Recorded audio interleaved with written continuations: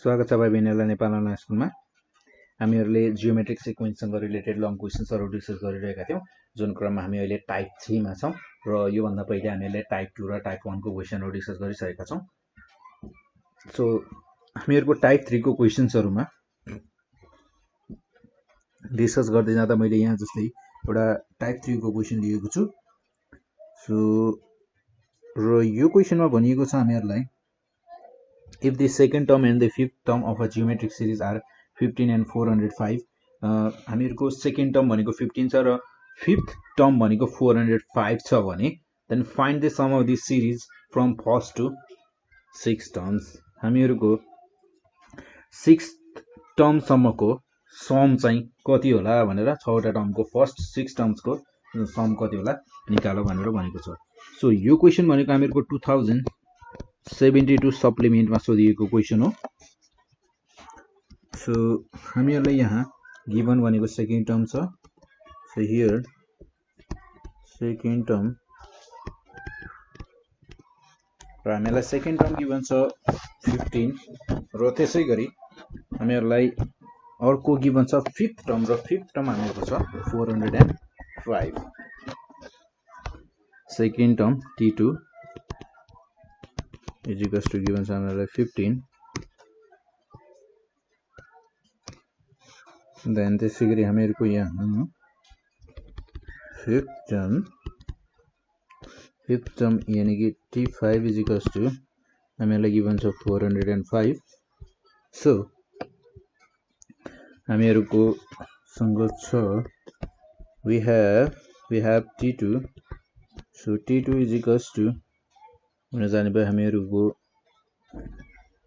यो हुने भयो हामीहरुको ar to the power n minus 1, so n भनेको हामीहरुको 2 minus 1, then यो हुने भयो हामीहरुको सँग t2 भनेको छ 15 is equals to ar r to the power 1, then हामीहरुको यहाँ सो यसलाई भनौं इक्वेसन फर्स्ट।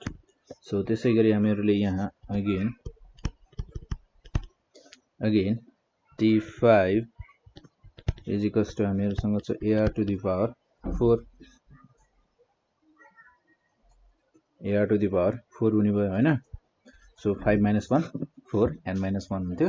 सो मैले डाइरेक्टली लेखिदिए यसलाई भनौं इक्वेसन सेकेन्ड। त्यसैगरी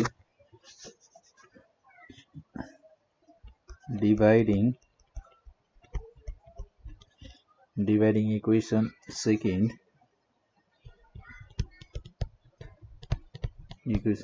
by first we get equation second लाई हामीले इक्वेसन फर्स्ट लाई डिवाइड गर्यौं भने यो हुने भयो हामीहरुको 405, हामीहरुको यहाँ हुने भयो 405 is equals to ar to the power 4। So हामीहरुको equation second is equals to ar to the power 4। यसलाई हामीहरुले इक्वेसन फर्स्ट लाई डिवाइड गर्यौं भने 15 by ar a cancel out, then यसलाई हामीहरुले 5 ले मल्टिप्लाई गर्न सक्छौं। सो यो हुने भयो हामीहरुको यदि 405 लाई डाइरेक्टली डिवाइड जान्छ जस्तो लाग्छ है मलाई चाहिँ, डिवाइडेड बाइ 15 27 जाने रहेछ। So 27 is equals to r to the power 4 minus 1, then r cube is equals to 27। so 27 भनेको हामीहरुको r cube is equals to 27 भनेको 3 को cube, then therefore r is equals to 3। so putting r is equals to 3 in equation कुनमा राख्ने त फर्स्टमा राख्दा सजिलो हुन्छ। So फर्स्टमै राखौं in equation first we get हामीहरुले पाउँछौं हामीहरुसँग छ 15 is equals to ar, so a into r भनेको हामीहरुको 3, then a is equals to 15 divided by 3r, so therefore a is equals to 5। हामीहरुको फर्स्ट टर्म भनेको 5 रहेछ। so now sum of n terms हुन जान्छ हामीहरुको a r to the power n minus 1 upon r minus 1. So हामीहरुको यहाँ a भनेको छ 5. Sorry a भन्दा पहिले पनि हामीहरुले निकाल्न लागेको भनेको 6 टर्म्स को लागि सम हो. So s6 is equals to हुन जान्छ हामीहरुको a r to the power 6 minus 1 upon r minus 1. Then हामीहरुको यो हुने भयो फर्स्ट टर्म चाहिँ हामीहरुसँग 5 र हामीहरुसँग कमन रेशियो r छ 3. So 3 to the power 6 minus 1 upon 3 minus 1. Then 3 to the power 6 भनेको हामीहरुको हुन जान्छ 729. 5 into 729 minus 1 upon 2 is equals to 5 into 728 divided by 2. Then यो हुने भयो हामीहरुको 5 into 728 divided by 2, 1820. Therefore S6, thus the sum of first 6 terms is 1820. 1820 रहेछ हामीहरुको first term को some भनेको. So त्यसैगरी एउटा अर्को क्वेशन हेरौं. हामीहरुको यहाँ क्वेशन छ. सो हामीहरुको यहाँ अर्को क्वेशन छ. हामीहरुको 2071 सप्लिमेन्टमा सोधिएको क्वेशन छ. सो क्वेशन भनेको हामीहरुको find the sum of the first 8 terms of a geometric series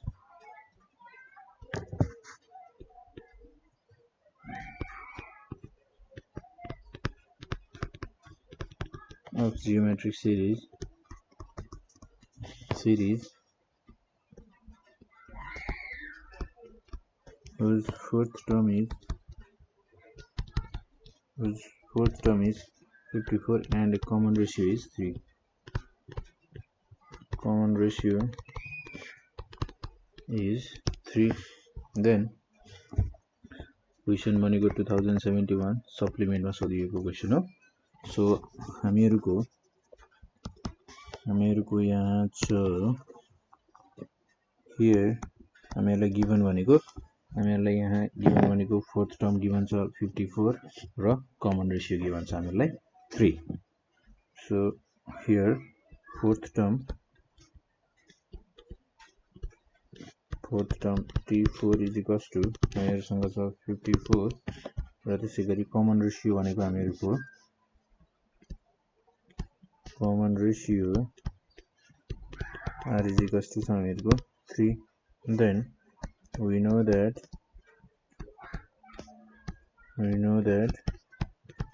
Tn is equals to ar to the power n minus 1. So T4 is equals to ar to the power 4 minus 1 or T4 भनेको हामीहरुको 54 is equals to a r भनेको 3 to the power 3. Then यो भनेको हामीहरुको a is equals to 54 divided by 27a or a is equals to 2. हामीहरुको first term भनेको 2 रहेछ र त्यसैगरी sum of terms. So again we have sum of terms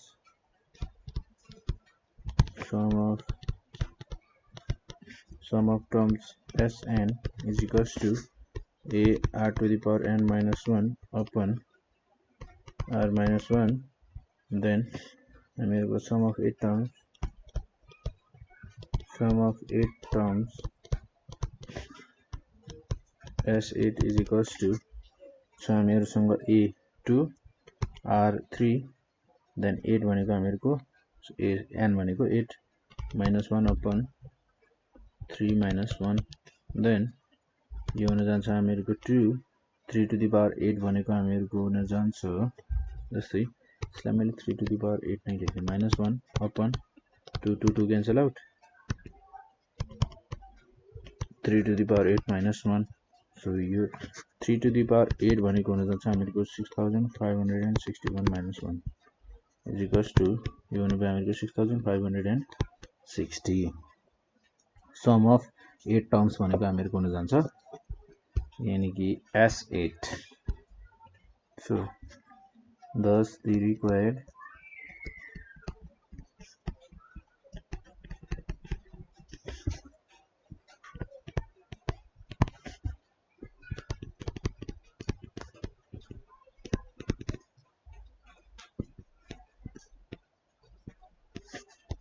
sum of first 8 terms is 6560 so त्यसैगरी एउटा अर्को क्वेशन हेरौं हामीहरुको यहाँ अर्को क्वेशन भनेको छ 2064 सप्लिमेन्टमा सोधिएको क्वेशन छ र क्वेशन छ हामीहरुलाई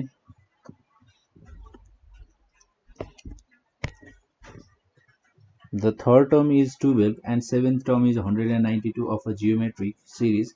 Find the sum of its first 10 terms. The third term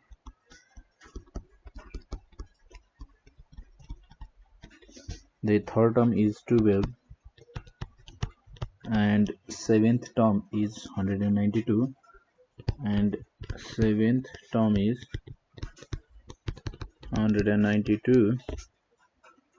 192 of a geometric series find the sum of its first 10 terms find the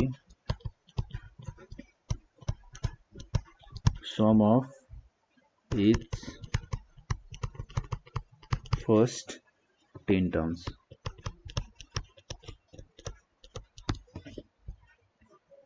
र यो क्वेशन सोधिएको छ 2064 सप्लिमेन्टमा सोधिएको क्वेशन रहेछ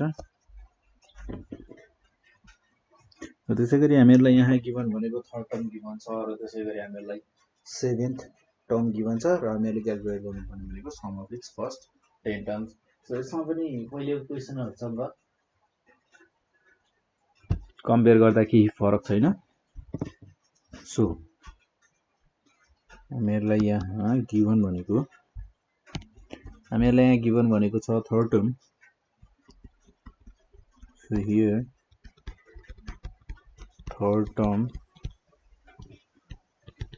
t3 is equals to हामीहरुलाई गिवन छ 12 and seventh term t7 भनेको छ हामीहरुसँग 192 so to find sum of first 10 terms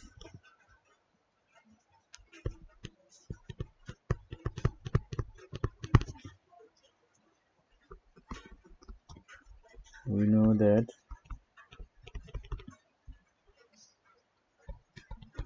Tn is equals to ar to the power n minus 1 so t3 is equals to ar to the power 3 minus 1 then ar square so यो भनेको हामीहरुको t3 हामीहरुलाई given छ यहाँ 12 so 12 is equals to ar square equation first so again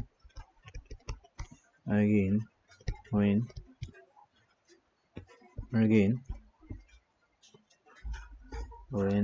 n is equals to हामीहरुसँग छ seventh term 7 then t7 is equals to ar to the power 7 minus 1 is equals to ar to the power 6 so t7 हामीहरुलाई given छ seventh term given छ हामीहरुलाई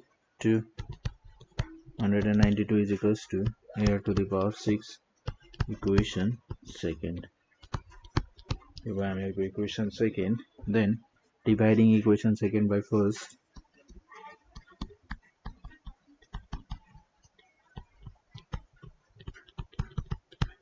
Dividing equation second by first, we get and 12 is equals to AR to the power 6 upon AR square. A cancel out. Then 192 लाई हामीहरुको 12 ले divide गर्दा यो हुन जान्छ let's take it 192 divided by 12 गर्दा यो हुने भयो हामीहरुको 16 is equals to R to the power 6 minus 2 यो हुने भयो R to the power 4. So or R to the power 4 is equals to 16 is equals to 2 to the power 4. Therefore R is equals to 2. R भनेको common ratio भनेको त हामीहरुको 2 रहेछ plus minus 2. So हामीहरुको plus minus 2. So when R is equals to plus minus 2, then from first हामीहरुको first 12 is equals to AR square. 12 is equals to A into R square. So R square भनेको हामीहरुको 2 को square is equals to A 4A or A is equals to 12 divided by 4. Therefore A is equals to 3. हामीहरुको first term भनेको 3 छ जसमा हामीले R को value ठीक छ. Then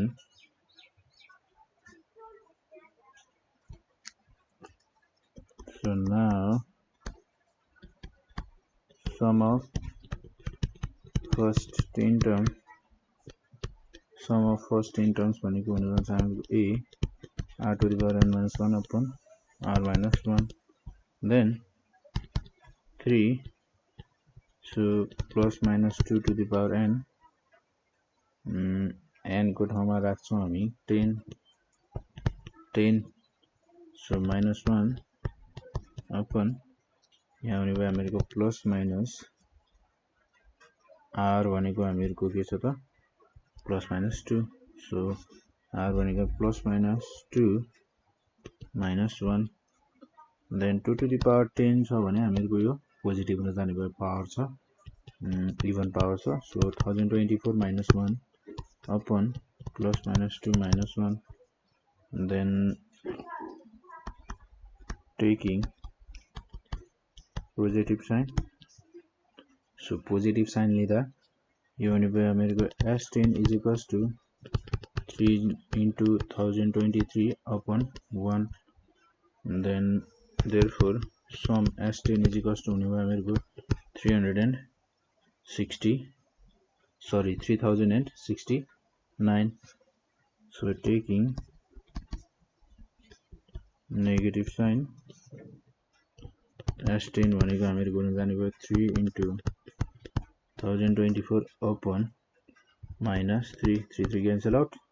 Then S10 भनेको हामीहरुको हुन जाने भयो minus 1023. Thus the